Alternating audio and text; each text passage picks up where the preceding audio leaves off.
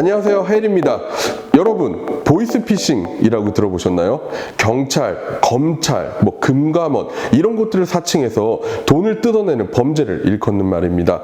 자, 여러분, 그 중에서 개인적인 생각으로는요, 가장 나쁜 놈, 악질이라고 하는 건 애기 목소리 한번 들려주고 혹은 애기 비명소리 한번 들려주고 당신의 자녀가 납치되었으니 당장 돈을 보내세요. 전화를 끊는 순간 당신의 자녀는 죽습니다. 하면서 돈을 뜯어내는 그런 나쁜 놈들이 아닐까 생각을 합니다. 저도 전화를 받아본 적이 몇 번 있어요. 고객님 많이 당황하신 것 같아요.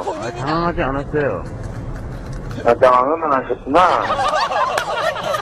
분명히 검사인데 목소리는 연변에서 온 그런 사람들 많이 받아봤죠. 하지만 요즘에는 이제 또 한국인들 대상으로 하는 범죄들이 좀 있다고도 합니다. 여러분이요, 워킹홀리데이나 어학연수 혹은 유학을 갔을 때 여러분이 납치됐다거나 여러분이 어떤 문제가 발생했다라고 부모님이 연락을 받으신다면 어떠실까요? 실제로 이런 일들이 발생하고 있습니다. 자녀를 납치했으니 돈을 보내라고 협박하는 수법도 계속 쓰이고 있습니다. 카톡 해킹으로 얻은 정보를 언급하며 우는 목소리를 들려주면 당황하게 마련인데요. 일단 전화를 끊고 납치됐다는 가족에게 연락을 해 실제 납치됐는지 여부를 확인하는 것이 우선입니다.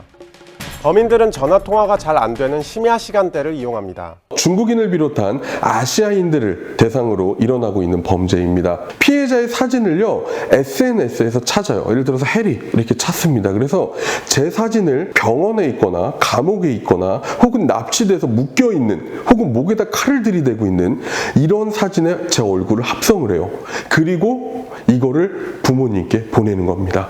그리고 연락을 하죠. 당신 자녀가 지금 나와 함께 있으니 혹은 당신 자녀가 구속돼 있으니 전화 끊지 말고 바로 돈을 보내라 라고 해서 부모님께 연락이 가는 겁니다. 그러면 다급한 부모님들은 어때요? 어떻게 확인도 안 돼요. 애가 호주 간 거는 맞아요. 그럼 돈을 보내겠죠. 우리 사실 그런 생각 하잖아요. 보이스피싱 당한 사람 보면 에이 바보 아니야? 그게 어떻게 당해? 나 같으면 절대 안 당해라고 하지만 당하는 사람들이 굉장히 많죠. 그런데 그 보이스피싱을 나를 통해서 부모님께 한다. 범죄자가 SNS에서 여러분의 사진을 따와서 이거를 합성을 해서 부모님께 보냈어요. 병원에 누워있는 사진에.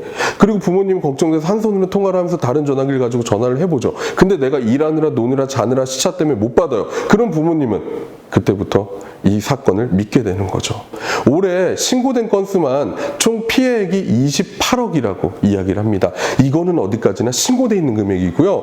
미신고 건수까지 합치면 100억이 넘을 거라고 예상합니다. 왜 미신고 건수가 발생을 하느냐? 신고하면 직접적인 보복을 가할 것이다 라고 이야기를 하기 때문에 신고 건수들이 사실 많지 않는 것으로 추정이 되고 있습니다. 우리도 이런 문제에 직면할 수가 있습니다. 그거를 대비해서 여러분들은 부모님께 미리 이야기를 해두고 가시는 게 좋을 것 같아요. 그런 전화를 받으면 부모님이 어떻게 하려고 하지 말고 대사관에다 먼저 확인을 해봐. 그게 더 맞는 얘기야 라고 내용을 꼭 전달을 해주시기 바랍니다. 그렇지 않으면 여러분들이 피해자가 되실 수도 있습니다. 하지만 여러분, 무엇보다 중요한 건 뭐죠?